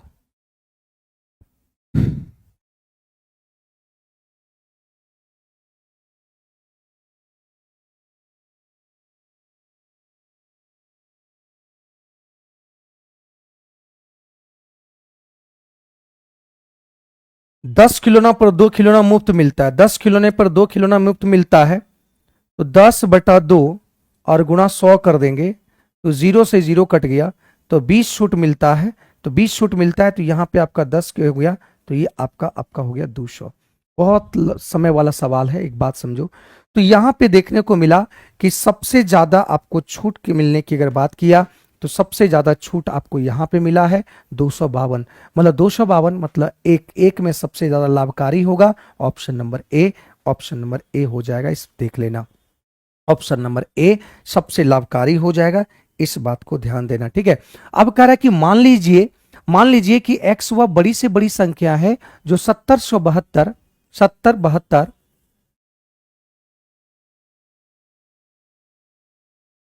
इतना को विभाजित किया जाने पर क्रमशः शेषफल आपका देखो, शेषफल इतना बचता है, तो शेषफल इतना बचता है, तो ध्यान देना।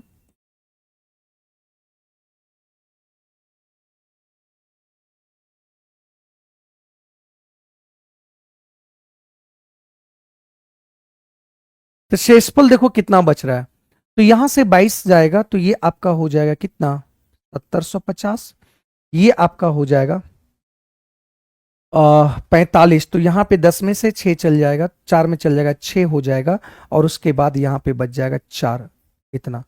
ठीक है, तो ये 55 यहाँ से 0, 12 में से 5 गया 7, आपका यहाँ पे बच गया 8 8, ये आपका आ गया इतना। मतलब यहाँ पे बोला गया है कि वह मान लीजिए कि x वो बड़ी संख्या है जो इसको डिवाइड करने पर x अंकों का योग क्या होगा, इसकी बात किया गया है।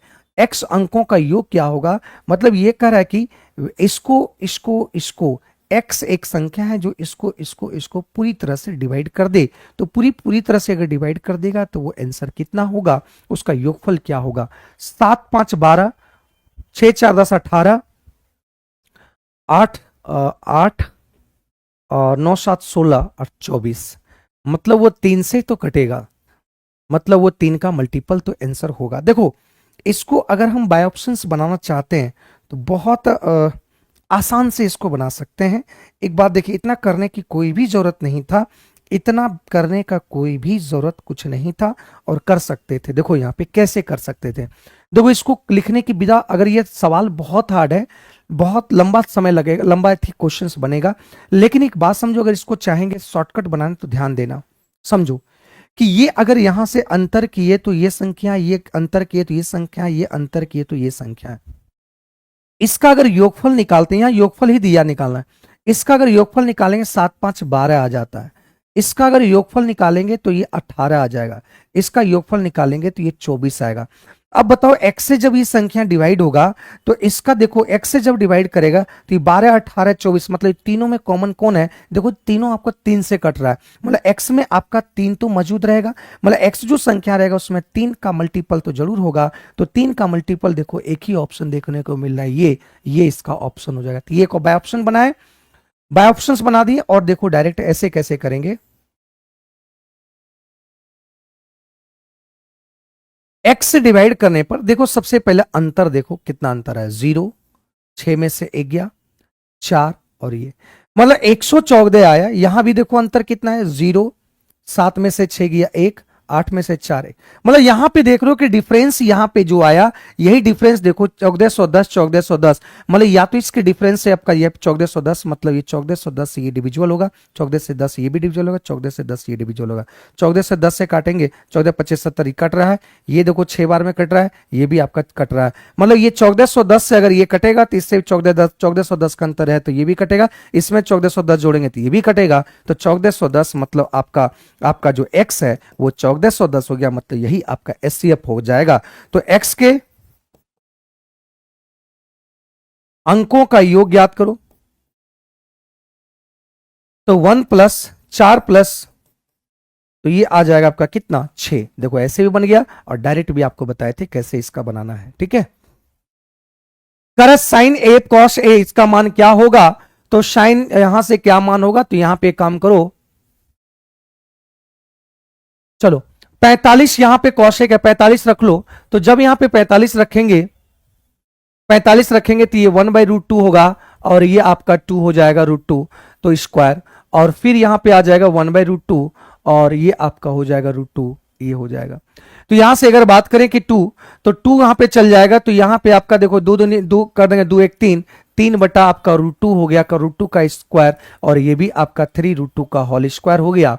तो यहां से अगर बात करें बात करें यहां से कि 3 का स्क्वायर हो जाएगा 9, 4, और यहां से भी सॉरी 2 हो जाएगा, और ये भी 9 9 2 हो जाएगा, तो 9 9 18 बटा 2, मतलब ये आपका हो जाएगा 9। तो कौन सा ऑप्शन में 9 आपको दे पा रहा है, कौन सा ऑप्शन आपको 9 दे पा रहा है? तो 9 देने की अगर बात करें तो यहां से 5, अगर यहां पे √2 रखते हैं तो √2, 5 2 7, ये नहीं रखाएगा, ये भी नहीं होगा, ये आंसर हो जाएगा। देखो ये आंसर हो जाएगा 5 प्लस √2 का स्क्वायर 2, और इसका भी √2 का स्क्वायर 2, तो 9 दे रहा है ऑप्शन नंबर बी, इसका सही आंसर हो जाएगा ऑप्शन नंबर बी। 40 का आंसर आपका option number B is the right answer, B इसका सही उत्तर हो जाएगा। अगला सवाल की बात करें कि एक बिक्री के दौरान इतना माल को 26% पे लाभ बेचा जाता है, तो यहां पे देखिए इतना माल का हो जाता है 2/3, इसको लिखेंगे 2/3, फ्रैक्शन में हो जाता है 2/3, इसको 26% लाभ पर बेचा गया। शेष माल का 25%,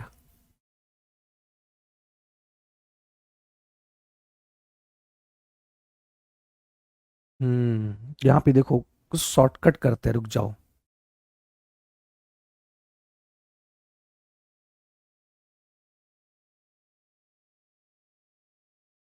शेष माल का 25%, चलो ऐसे नहीं कर रहे हैं,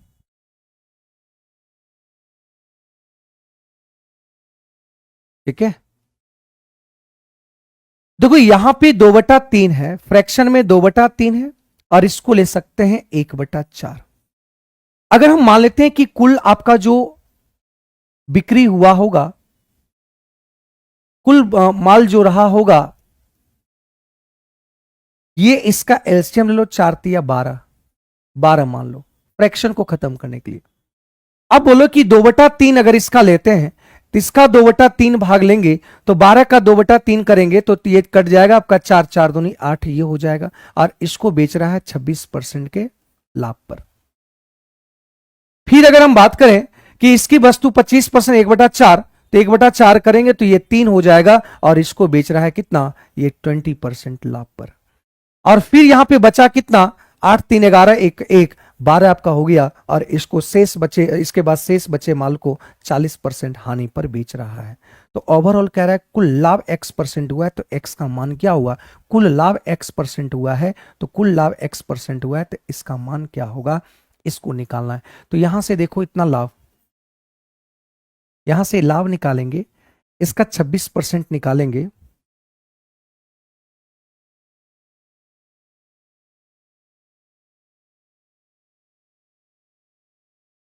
निकालो।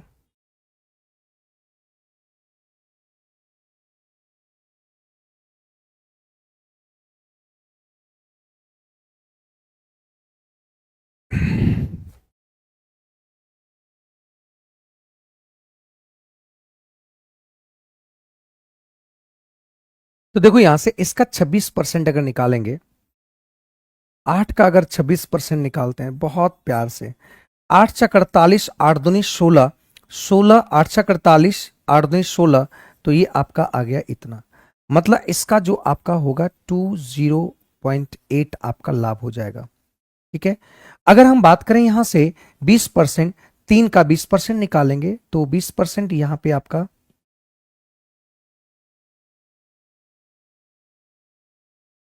3 दूनी 6, तो 0.6 हो जाएगा। यहां पे कह रहे हैं कि इसका हानि जो होगा, यहां पे हानि की अगर बात करें तो 40, ये 100, तो 0 पॉइंट आपका 4 का हानि होगा। ठीक है, तो यहां से अगर बात करें कि टोटल लाभ देखो कितना को मिला, तो यहां से 2,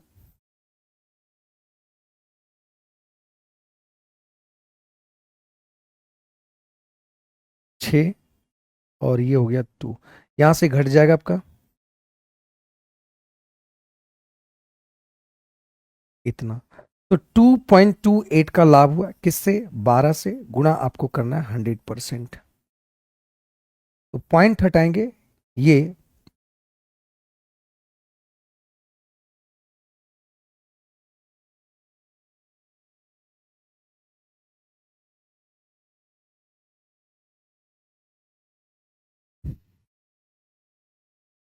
ऐसे तो नहीं बन रहा है,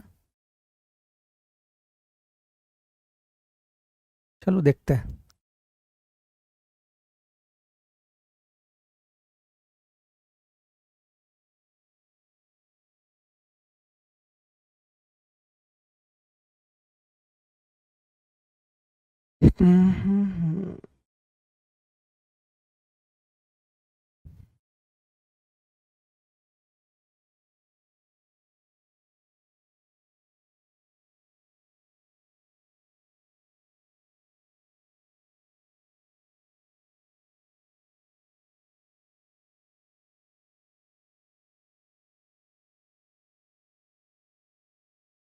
चलो इसको छोड़ो, अब ऐसे नहीं बनेगा, इसमें समय लगेगा। देखो यहां पे उसी तरह से बनाओ, 2/3 को 126 लाभ पर बेचा, तो यहां पे 126 बटा इतना आ गया, प्लस अब कह रहा है कि शेष माल का 2/3 का शेष माल अगर चाहे तो शेष माल आपका 2/3, 2/3 तो खत्म हो गया, अब बचा कितना शेष माल? 1/3, इसका 25% निकालेंगे 1/4, तो यहां पे आ जाएगा 1/12। इसको बेचा है 120% के लाभ पर, मतलब 20% लाभ, तो इसको विक्रय मूल्य 120 हो जाएगा। और माइनस अब कह रहा है शेष वस्तु, तो 2/3 और 1/12 ये आपको जोड़ दो, तो 12, 3 चौक 12 मतलब 8, और ये एक 9 बटा आपका 12 खत्म हो गया। तो 9/12 खत्म हो गया, तो यहां से आपका देखो 9/12 मतलब ये आपका हो गया कितना? 9/12 आपका खत्म हो गया, तो 3/12 बचा है, मतलब यहां से 1/4 को 140% के लाभ पर बेचा गया है, हानि पर बेचा गया है। मतलब यहां पे हानि की बात किया गया, हानि सॉरी लाभ नहीं, हानि है ये। तो ये आपका 60%, 60% मतलब 60/100। ठीक है, तो यहां से अगर बात करें तो ये आपका हो जाएगा, ये आपका लाभ हो जाएगा टोटल। तो 100 प्लस एक्स, एक वस्तु हो जाएगा, एक सब मिलकर एक हो जाएगा, एक का आपका इतना हो जाएगा लाभ। तो कैलकुलेशन करने के बाद अब कैलकुलेशन कर दो आराम आराम से, जल्दी जल्दी कैलकुलेशन कर दो भाई। ये कट जाएगा 3 से आपका 4 तिया और 2 बार में। ठीक है, तो यहां पे आ जाएगा 84/100, और ये कट जाएगा आपका 10 बार में, 10 बार में, तो ये 10/100, और ये कट जाएगा आपका 15 चौका 60, तो -15/100। तो ये आपका आ जाएगा 100 प्लस एक्स बटा 100। तो यहां से आपका 100 एलसीएम हो जाएगा 90। तो ये आपका हो जाएगा 94 माइनस 15। कितना आ जाएगा? 94 माइनस 15। तो यहां से 94 माइनस 15 और ये 100 प्लस एक्स बटा 100। ठीक है। ओ सॉरी, ये पॉजिटिव हो जाएगा, तो इसको तो बेच दिए ना, तो पॉजिटिव हो जाएगा। ये आ जाएगा 109।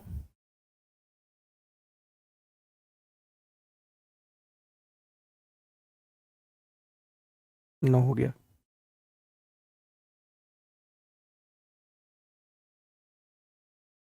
आज एकदम क्वेश्चन कैलकुलेशन वाला पूरा डाल दिया है।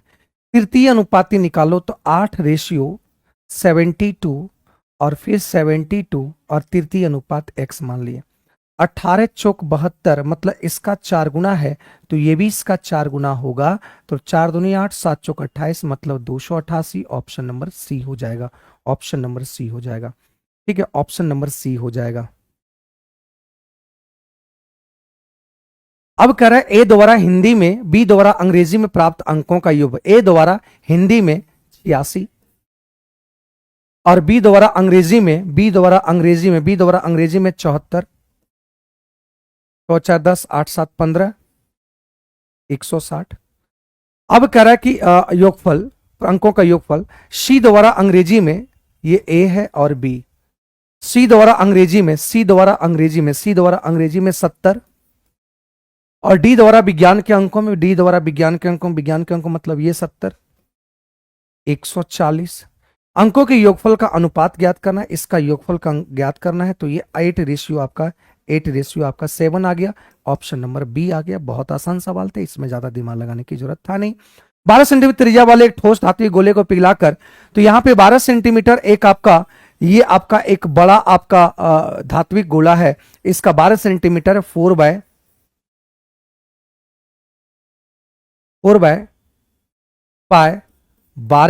12 का क्यू, इसको पिघला दिया गया। इसको पिघलाकर मूल गोले का यहां पे पिघलाकर 27 को समान छोटा छोटा गोली बनाया गया। छोटा छोटा गोली बनाया गया है। तो 27 को गोली बनाया गया 4/3 पाई/क्यू। इसका तो आपका है नहीं।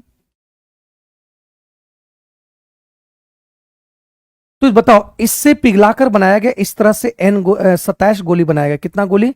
27 गोली इस तरह से बनाया। तो 27 गोली का आयतन और इसका आयतन, दोनों आयतन बराबर हो जाएगा। तो यहां से आपका ये कैंसिल होगा, ये कैंसिल हो गया, ये कैंसिल हो गया भाई। तो यहां से आ गया 12 का क्यू और ये आपका 3 का क्यू और ये आर का क्यू। तो आर बराबर हो जाएगा 12/3। तो ये कट जाएगा आपका कितना? आर बराबर 4। आर बराबर हो जाएगा कितना? 4 हो जाएगा, है ना। आर बराबर आपका हो जाएगा 4। तो जब आर बराबर अगर 4 हो जाएगा, है ना, तो आर बराबर 4 हो जाएगा। तो आपसे पूछा गया है, मूल गोले का पृष्ठीय क्षेत्रफल। तो मूल गोले का पृष्ठीय क्षेत्रफल 4πr²। और कह रहा है कि इस प्रकार निर्मित 6 छोटे गोले का, तो 4π, तो देखो आर का मान कितना है? 4 का क्यू, 4 का स्क्वायर और इसमें आपका है 12। तो 4π कैंसिल, तो 12, तो 12 गुना 12, 6 गुना 4 गुना 4, 6 दूनी 12, 4 दूनी 8। तो 8 काटेंगे, 4 दूनी और 4 दिया।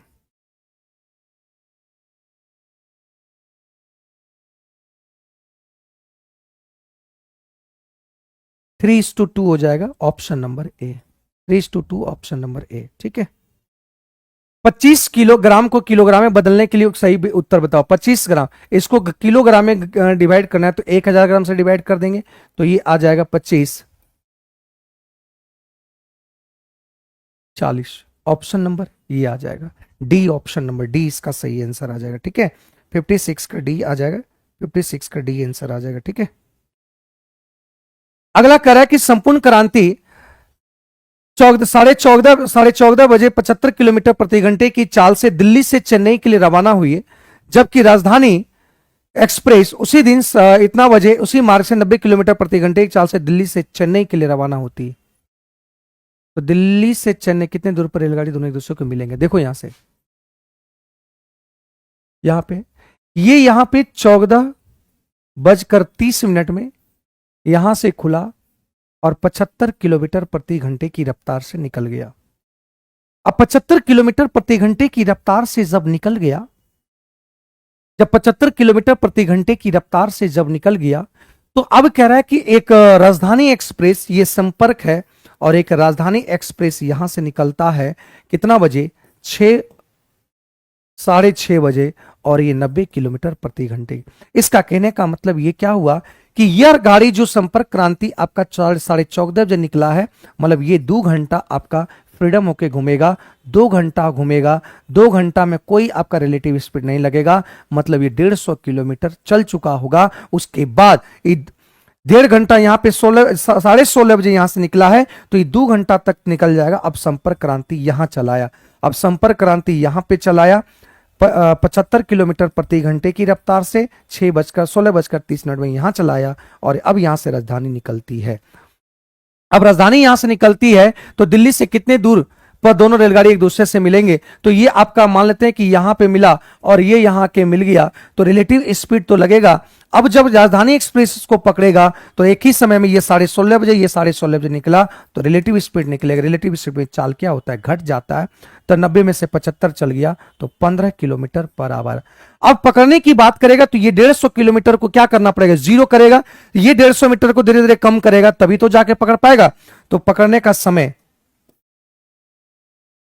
तो 150 बटा, मतलब 10 घंटा में पकड़ेगा, तो यहां पे दिल्ली से कितनी दूरी पर पकड़ेगा, तो दिल्ली से कितनी दूरी पर पकड़ेगा, तो 10 घंटा चला है, तो 10 घंटा और ये 900 kilometre, option number D, 900 kilometre के पार पकड़ लेगा, 900 किलोमीटर पकड़ लेगा। मतलब यहां पे राजधानी यहां से निकला और यहां पकड़ा, यहां से यहां निकला, तो 10 घंटा में पकड़ा है, तो 10 गुना 9 कर देंगे, 90 कर देंगे चाल, तो ये पकड़ लेगा। ठीक है, देखो 4 ये है, ये P/Q के फॉर्म में लिखना है, तो 4 इसको प्लस अलग कर दो, इसको लिख सकते हैं 4 + 0.567 बोलेगा हाँ सर, तो क्या हम इसको यहां लिख सकते हैं 567, जिस पर आपका रेकरिंग नहीं उसको घटा देंगे, जितना रेकरिंग उतना 9 और 0 कर देंगे, तो ये 4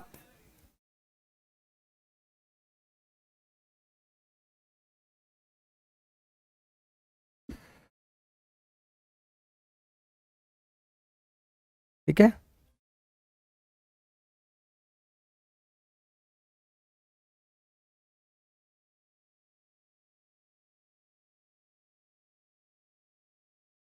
तो ये आ जाएगा, ये प्लस हट जाता है तो ये पूर्णांक में आ जाएगा, और ये P/Q के फॉर्म में, ऑप्शन नंबर डी आ जाएगा, 61 नंबर का ऑप्शन नंबर डी।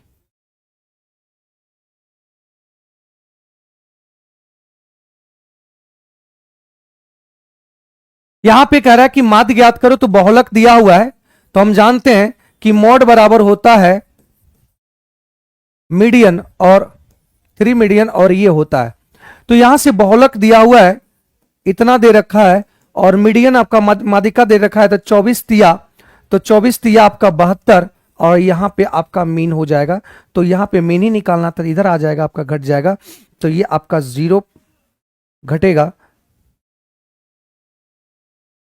4, 11 में से 3 गया 8, और यहां पे आ जाएगा 6, 4 कट गया, तो ये कट जाएगा आपका 24, 2, मीन आ गया, ऑप्शन ये। ठीक है, आंसर याद रख, मतलब इसका फॉर्मूला याद रखेंगे, फॉर्मूला आपका ये होता है, फॉर्मूला ये होता है, इस बात को ध्यान देना। ठीक है भाई, फॉर्मूला ये होता है, इस बात को ध्यान देना। अगला कर रहा है FN बल लगाकर, ये आपका साइंस का क्वेश्चन है। 5 वर्ष पहले रोहन के पिता की आयु रोहन से आयु के 8 गुनी है, तो यहां से बोला कि 5 वर्ष पूर्व रोहन के पिता, फादर जो है रोहन से कह रहा है कि 8 गुनी है, मतलब ये 8 होगा, तो ये आपका 1 होगा। 5 वर्ष बाद कह रहा है कि इसका रेशियो जो है रोहन के पिता और रोहन की आयु का आपका 10 इतना है। तो एक बात समझो कि 5 साल पहले और 5 साल बाद, तो दोनों की डिफरेंस कितना है, 10 साल है, 10 साल है। तो यहां से एक बात समझो, क्रॉस प्रोडक्ट मेथड करो, 8 तिया 24, 8 तिया 24 और 10, तो 24 और 10 मतलब ये 14, और 100 और 10 तिया 30, तो ये आपका 70। तो 1 यूनिट बराबर आपका हो जाएगा कितना, 5। तो निकालना है मतलब फादर का, इसका निकालना है,